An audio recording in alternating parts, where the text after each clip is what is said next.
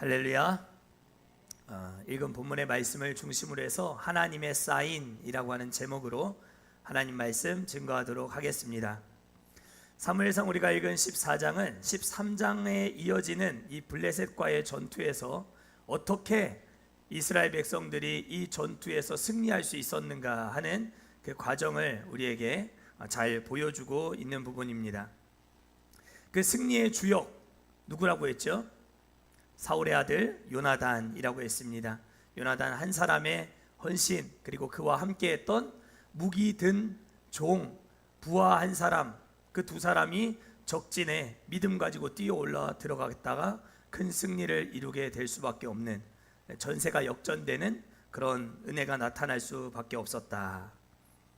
그런데도 여전히 이스라엘 왕 사울은 헛발질을 하고 있는 이런 상황들을 14장에서 계속 보여주고 있습니다. 오늘 본문에도 보면 갑자기 이제 서로 치고받고 싸우고 다 블레셋이 자멸해가고 있는 상황인데 갑자기 하나님의 궤를 가지고 전쟁터에 가지고 오라 하고 있는 이 정말 뭐라 해야 될까요? 박자가 잘 안 맞는 행동이라 해야 될까요? 헛발질을 계속 하고 있는 그런 이스라엘 왕의 모습도 볼 수 있습니다. 이 요나단이 이 전세를 역전시킬 수밖에 없었던 것은 그에게 한 명의 선생님이 있었기 때문이었다라고 제가 지난 시간 말씀을 드렸습니다. 그 선생님이 누구였죠? 맞습니다. 그 선생님의 이름은 사사 기드온이었습니다. 사사기 7장을 보면 미디안과 이 블레셋과 똑같은 상황 속에서 전투를 하고 있는 것과 같은 그런 오버랩되고 있는 모습을 우리가 볼 수 있다고 했는데, 그 중에서도 특별히 사사 기드온으로부터 배웠던 중요한 과목이 하나 있다면 그것은 바로 하나님의 음성을 듣는 법, 하나님의 사인을 기다리는 법을 이 요나단이 배우지 않았을까라는 생각을 한편 해보게 되었습니다. 미디안과의 전투에서 두려웠던 기드온은 양털 한 뭉치를 준비해서 그것을 저 땅바닥에 놔두고 이 양털 털 뭉치에 하나님 이슬을 내리시고, 그리고 나머지 주변 땅에는 마르게 하시면 제가 싸우러 가겠습니다. 하나님께서 그 다음날 아침에 딱 눈 떠보니까 양털 뭉치를 꽉 짜니까 물이 쭉 나올 정도로 양털 털 뭉치에는 물이 가득하게 하셨는데 주변 땅에는 마르게 하셨어요. 이것 한 번 가지고는 내가 확신하지 못하겠다. 그래서 이번에는 반대로 주변 땅에는 이슬이 젖게 하시고 양털 털 뭉치에는 이슬이 하나도 젖지 않게끔 해주십시오. 그렇게 기드온이 요청합니다. 하나님의 사인과 표징을 기다린 것이죠. 어떻게 됐을까요? 땅은 다 젖었고 양털 털 뭉치는 이슬이 하나도, 물기가 하나도 묻지 않았어요. 두려운 마음에 32,000명이라고 하는 많은 군사들과 함께하고 있었지만 하나님은 두려워하지 말라. 너무 적다 많다? 32,000 너무 많다. 그래서 두려워하는 사람들 다 돌려보내라. 22,000명 다 돌려보내고, 또 이번에도 사인을 기다리는 기드온이죠. 물가에 가서 이렇게 물을 떠먹는데 이렇게 물을 손에 이렇게 받쳐서 먹는 군사들과만 전쟁터 나가라. 300명의 사람들과만 전쟁터에 나가라. 이렇게 말하고 있는 하나님과 또 거기에 순종하는 기드온, 300명의 군사들과 함께 15만 명이 넘는 많은 미디안 군사들과 싸워 크게 승리를 거두는 모습을 볼 수 있죠. 아마 이 사울의 아들이었던 요나단은 이 기드온 선생님이 하나님의 사인을 받고 기다리고 거기에 응답하고 순종하는 이 과정을 아마 다 보고 배웠을 것이다 라는 생각을 할 수밖에 없는 것이, 우리가 지난 시간 좀 자세히 살펴보지 않았는데, 블레셋 좀 울립니다. 마이크가 죄송합니다. 블레셋 군대의 진영과 이스라엘 군대의 진영 사이에 두 개의 큰 협곡이 있었다 했어요. 큰 바위들이 있는 협곡이 있기 때문에 블레셋도 이스라엘을 함부로 쳐들어올 수 없고, 또 이스라엘도 블레셋을 함부로 넘보고 넘어갈 수 없는 이런 상황 가운데 서 있을 그때에 요나단이 이 두 개의 큰 협곡을 지나서 블레셋 진영 가까이까지 나가게 되지 않습니까? 그의 곁에는 자신의 무기를 든 한 병사와 두 사람이 이제 협곡을 두 개를 건너서 이제 돌이킬 수 없는 곳까지 이르게 된 거예요. 여기서 요나단이 무기 든 사람한테 이렇게 얘기합니다. 우리가 우리의 정체를 저 블레셋 진영에게 보여주자. 그래서 우리가 보여줬을 때 저들이 우리에게로 내려오겠다라고 하면 이건 하나님 사인이 아니다. 우리가 여기 기다리거나 돌아가자. 그러나 저들이 우리를 보고 우리의 정체를 알고도 너희들 우리로 치러 올라와라, 이렇게 만약에 사인이 떨어지면 저 블레셋 사람들은 하나님이 우리에게 맡겨주시고 붙여주신 사람이니 우리가 능히 이길 수 있으니 너와 내가 함께 블레셋 진영으로 둘밖에 없지만 뛰어 들어가 보자. 이게 하나님의 사인이었어요. 실제로 블레셋 진영에 자신들의 정체를 드러내었을 때에 블레셋 군대에서는 너희는 우리에게로 올라와라, 이렇게 이야기를 하게 되는 것을 듣고 요나단이 무기 든 한 사람과 함께 적진에 뛰어들어 그들에게 있는 군사들 20명이라고 하는 사람들을 무찌르게 되는 그런 놀라운 역사가 나타났음을 우리가 생각해 보았습니다. 20명밖에 안 되는 사람을 죽였지만 이 요나단의 선제 타격, 이것은 블레셋의 해변의 모래알과 같은 많은 군대를 스스로 자중질환을 일으켜서 서로 치고받고 싸우게 만들므로 흩어지게 만드는 완전 승기를 붙잡게 되는 결정적인 역할을 하게 되었습니다. 이러한 요나단의 전투에 임하는 자세들을 볼 때 오늘날 살아가고 있는, 오늘날 우리가 신앙생활하고 있는 우리 모두의 인생 가운데도 이 하나님의 표징을 보고 하나님의 사인을 보고 움직이는 것의 중요함을 우리가 생각해 보게 되는 것이죠. 요나단이 본문 속에서 기도했다라고 하는 표현은 나와 있지 않지만 그는 무기 든 자에게 그를 설득하면서 뭐라고 얘기했습니까? 우리 14장 6절 말씀 함께 읽어보실까요? 앞선 6절 시작. 요나단이 자기의 무기를 든 소년에게 이르되 우리가 이 할례 받지 않은 자들에게로 건너가자. 여호와께서 우리를 위하여 일하실까 하노라. 여호와의 구원은 사람이 많고 적음에 달려있지 아니하였느니라. 아멘. 성경 속에서 요나단이 처음으로 등장하는 장면, 그리고 그의 첫 마디 건너가자, 이 할례 받지 않은 블레셋 사람들에게로 건너가자. 하나님께서 우리를 도우실까, 우리를 위해서 일하실까 하노라. 표준 세번역 성경으로 보면 하나님이 우리를 도우시리니 이렇게 되어 있어요. 우리를 위해서 일하실까 한다, 일하지 않으실 수도 있다라고 하는 것이 아니라 정확하게 하나님이 우리를 도우시리니 우리는 올라가자, 반드시 여호와의 구원을 경험하게 될 것이다 라고 말을 할 줄 알았던, 하나님을 철저하게 신뢰하고 의지하던 경건한 사람이었다라고 하는 것을 우리가 알게 되는 것이죠. 그의 반면 아버지 사울에게는 그의 옆에는 엘리 계열의 제사장 누가 있었다 했죠? 엘리 계열의 제사장 아히야라고 하는 사람이 있었다라고 했습니다. 우리는 지금 성경을 공부하고 있는 것이죠. 정신을 차려야 되는 것이죠. 그렇죠? 요나단 곁에는 하나님의 일하심을 기대하며 함께 여호와의 구원을 보자라고 요나단과 함께하고 있었던 한 소년이, 무명의 소년이 있었는가 하면 사울 왕 곁에는 불의한 제사장의 대표격이라고 할 수 있는 이 엘리의 증손자가 되는 아히야라고 하는 사람이 있었다라고 하는 것만 봐도 우리가 이 요나단이 하나님을 경외하며 하나님의 이 음성과 사인을 기다릴 줄 아는 사람이었기 때문에 이 블레셋과의 전투에서 전세를 역전시키는 일에 아주 1등 공신으로서 귀하게 쓰임 받을 수 있게 되었다라고 하는 걸 알게 되는 것입니다.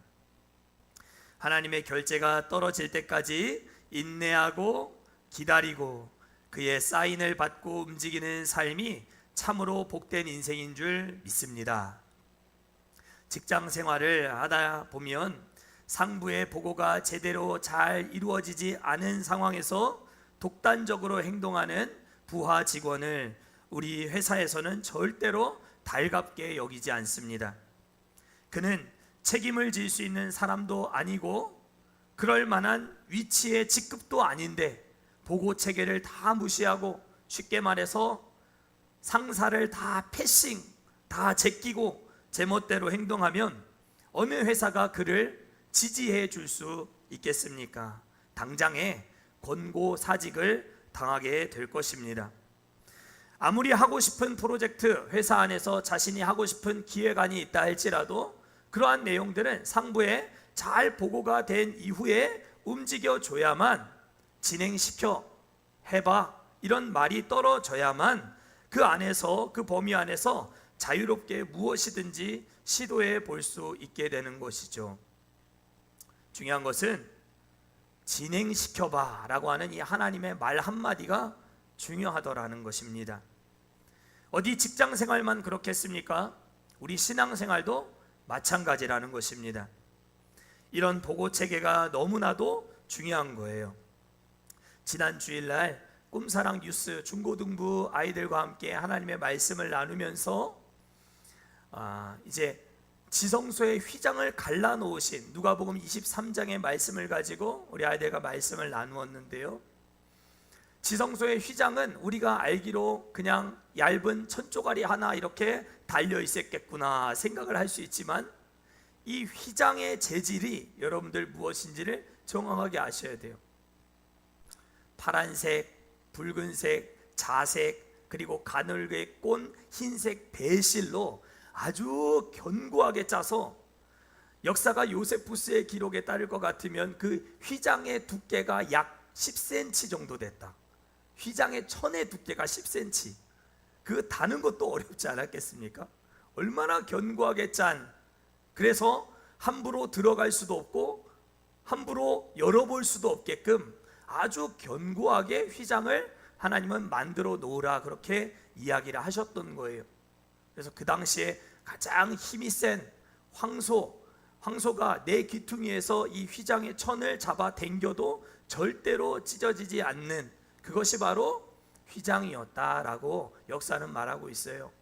그런데 이 휘장이 아래서부터 찢어진 것이 아니라 예수님의 십자가의 죽으심과 그의 숨이 넘어가심과 동시에 위로부터 휘장이 아래로 찢어지게 되었다라고 말했다라고 하는 것은, 이것이 누구의 찢음이었다는 것입니까? 하나님의 찢음이었다는 거예요. 십자가 위에 못 박히신 예수 그리스도, 그를 하나님께서 직접 완전히 찢어버리셨다라는 거예요.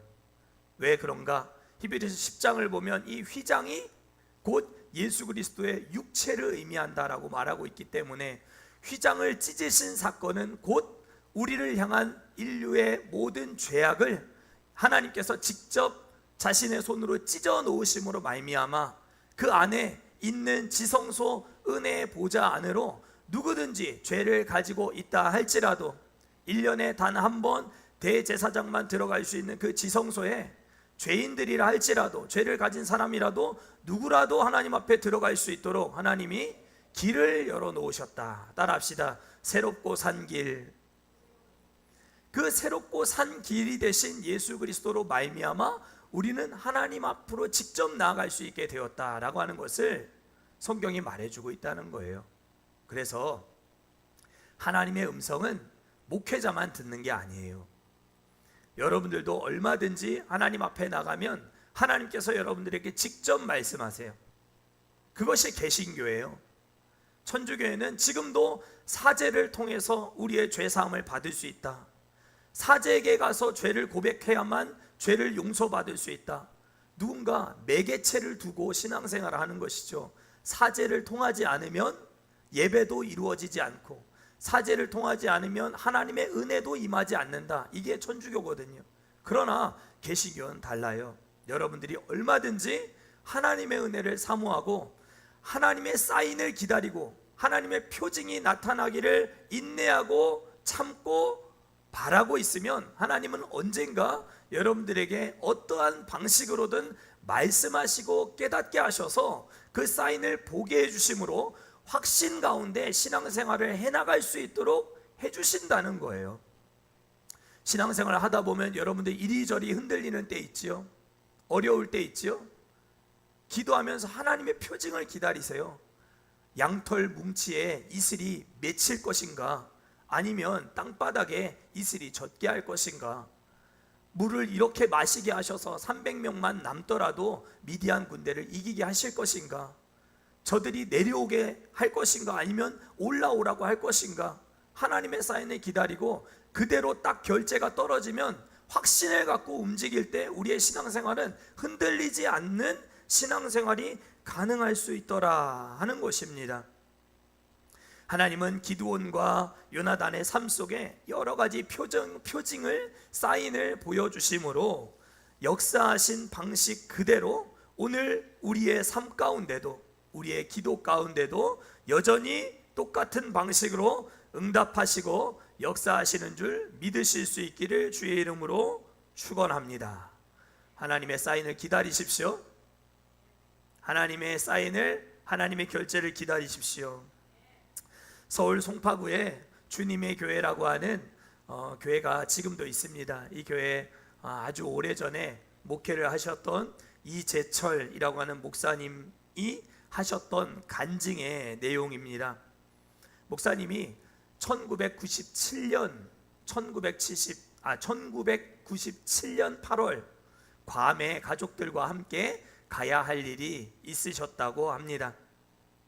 목사님의 조카가 대한항공에서 근무를 하고 있었기 때문에 목사님은 해외여행을 다니거나 해외를 집회를 나가거나 할 일이 있으면 거의 항상 조카의 도움을 받아서 대한항공 편을 이용해서 해외를 다니고 하셨다라고 합니다.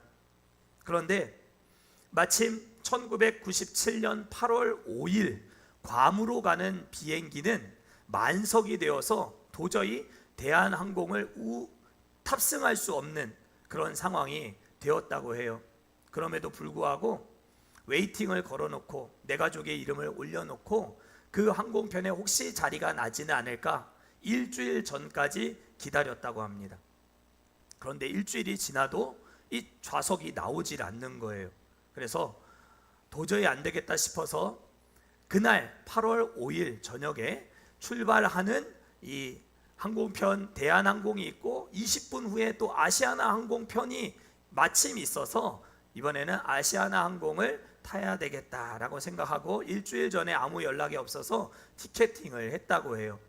시간이 조금 더 지나고 이틀 정도가 남았을 때에 이제 8월 한 3일이나 되었었겠죠. 한 2일 3일 어간이었을 것 같아요. 조카에게 막 전화가 와서는 이 목사님에게 얘기를 하는 거예요. 이번에 괌으로 가는 비행기가 마침 보잉 747 항공으로 큰 여객기로 변경이 되면서 좌석이 많이 남는 형편이 되었으니 아시아나 항공 끊었다 하더라도 우리 대한항공으로 좀 바꿔서 이렇게 탑승을 해주었으면 좋겠다라고 하는 조카의 연락을 받게 되신 거예요. 목사님이 기도하시고 이제 와서 이 항공편을 바꾸는 것은 이 도리도 아니고 이것을 바꾸는 것은 좀 어려운 일이겠다라고 판단을 하셨던 것 같아요. 그래서 이번에는 아시아나 항공을 타야 되겠다라고 생각을 하고 출발 당일, 그때는 이제 국제공항이 김포에 밖에 없었나 봐요. 김포 국제공항을 이제 가게 된 것이죠. 대한항공 탑승 행렬과 아시아나 탑승 행렬 20분밖에 차이가 되지 않으니까 이제 아시아나 항공기를 기다리면서 목사님은 저 20분 먼저 출발하며 탑승 수속을 받고 있는 저 승객들의 모습들을 그냥 물끄러미 이렇게 바라보고 있었다고 해요. 그리고 항공은 이제 출발을 하고 목사님이 탄 비행기도 이제 출발을 하고 괌 상공에 이제 도착을 하게 된 거예요. 8월 6일 새벽 한 2시쯤 이제 괌 상공에 이제 비행기가 도착을 하게 된 거예요. 그런데 이 관제탑에서, 괌 공항 관제탑에서 착륙 허락을 내주지 않는 거예요. 어찌된 일인가? 기장이 안내 방송을 합니다. 관제탑에서 착륙 이 허락을 내주지 않으니 우리가 아직 착륙을 할 수 없습니다. 목사님은 조금 불안한 마음이 있었지만 그렇게 한 1시간 정도 이렇게 선회하는 시간을 갖고는 그 이후에 착륙 허가가 떨어져서 이제 어렵사리 이제 착륙을 해서 다 이렇게 입국 수속을 마치고 보니까 한 새벽 한 3시쯤 넘어서 이렇게 나오게 되었다고 해요. 근데 막 나오는데 비행기를 타고 내리는 사람들을 기다리고 있는 그 맞이하는 사람들이 그 나라마다 다 있지 않습니까? 여행지고 휴양지고 하다 보니까 대한항공 탑승객을 기다리고 있었던 많은 맞이할 만한 사람들이 그 앞에 질비하게 서 있는데 아시아나 항공을 타고 온 목사님과 더불어 많은 사람들에게 그 사람들이 묻는 거예요. 대한항공 탑승객들은 어떻게 됐습니까? 대한항공 타고 오신 분들은 어디에 있습니까? 목사님께 물어보는 거예요. 20분 먼저 출발했으니까 당연히 먼저 도착해서 잘 이렇게 입국 수속을 거치지 않았을까라고 생각했던 목사님은 대수롭지 않게 생각하고 그냥 그대로 빠져나와서 예약했던 호텔에 들어가서 그냥 눕자마자 잠이 들었다라고 해요. 근데 조금 있다가 아련하게 전화벨이 막 울리는 게 아니에요. 한 30분, 40분이나 주무셨을까? 전화를 딱 받아보니까 서울에서 걸려온 전화였어요. 집사님의 전화였는데 첫 마디가 목사님 살아계십니까? 였어요. 목사님 살아계십니까?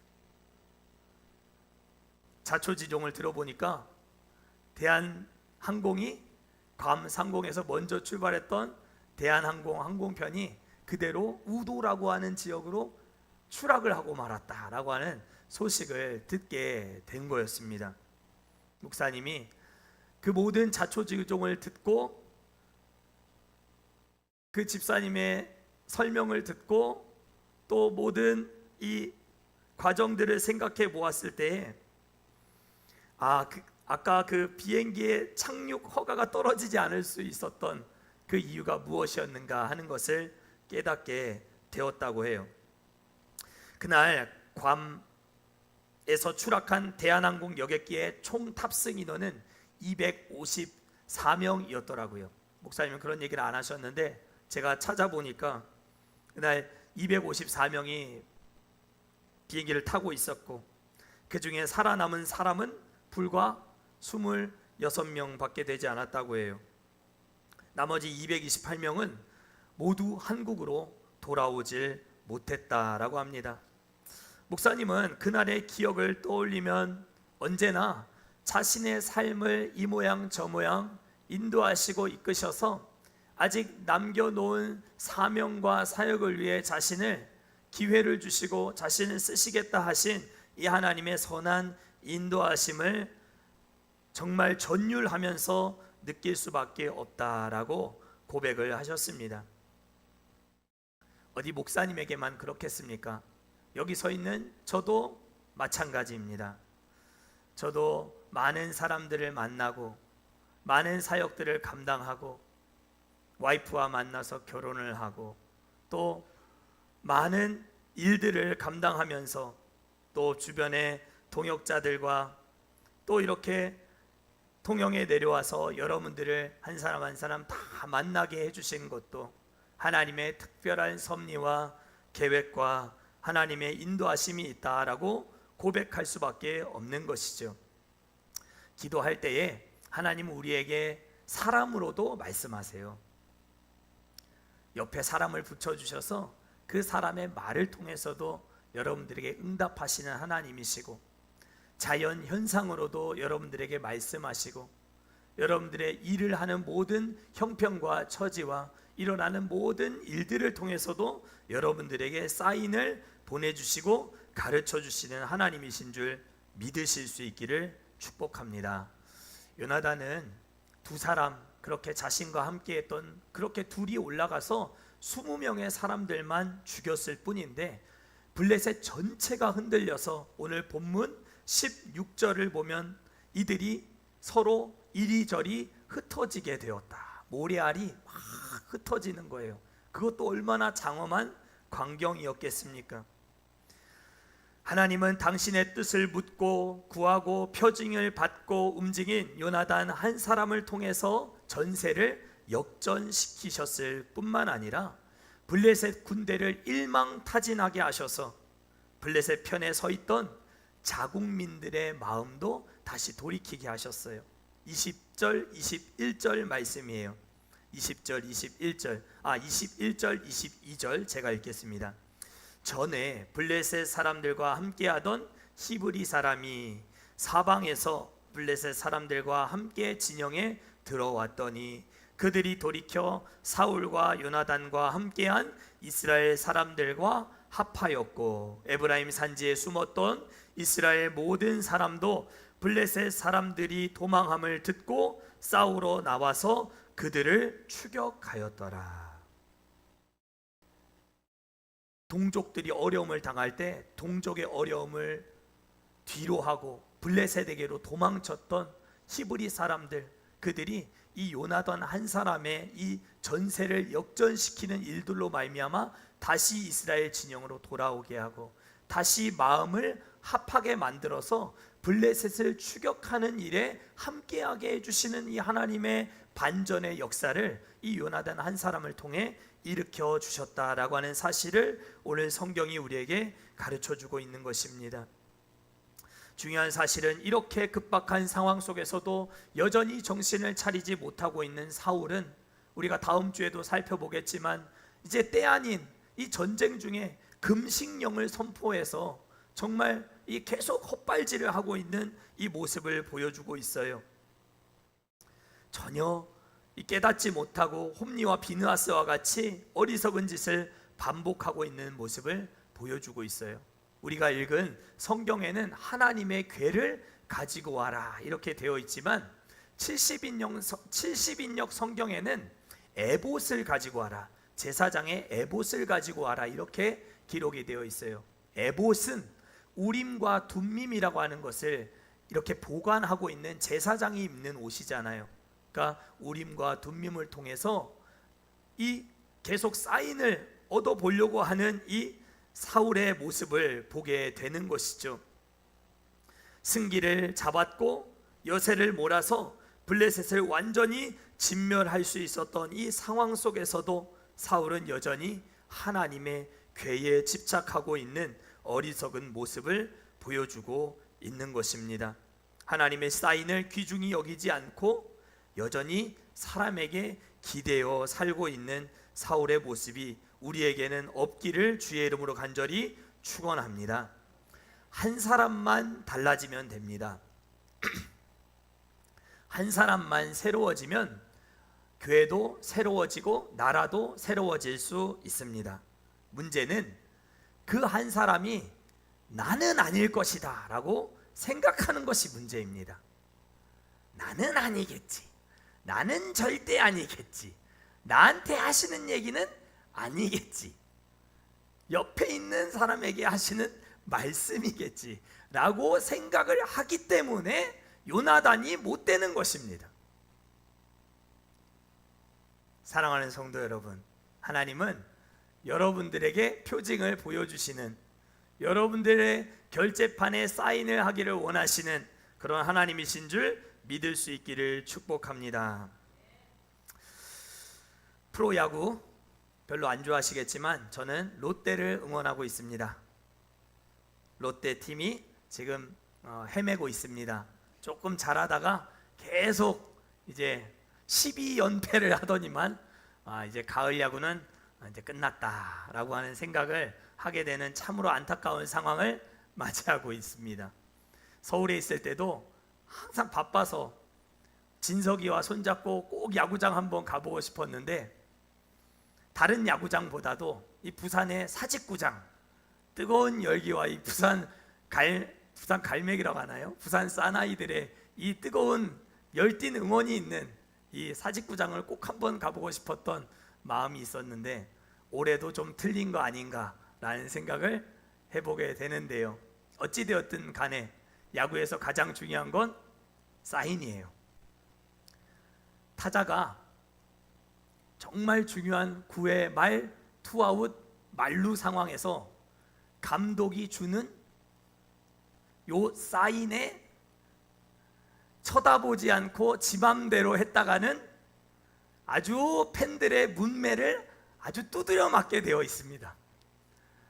중요한 순간마다 투수 코치, 타격 코치, 또 포수는 때에 맞는 손가락질로 아시죠?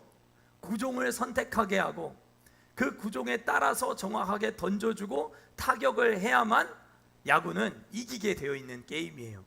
가장 중요한 시간에 사인을 보지 않으면 망하는 것이죠. 사랑하는 성도 여러분, 흔들리고 계십니까? 혹시 어려운 순간을 맞이하고 계십니까? 하나님이 여러분들에게 지금 손짓 발짓 할 수 있는 모든 방법을 동원해서 여러분들에게 사인을 주고 있다는 사실을 잊지 마십시오.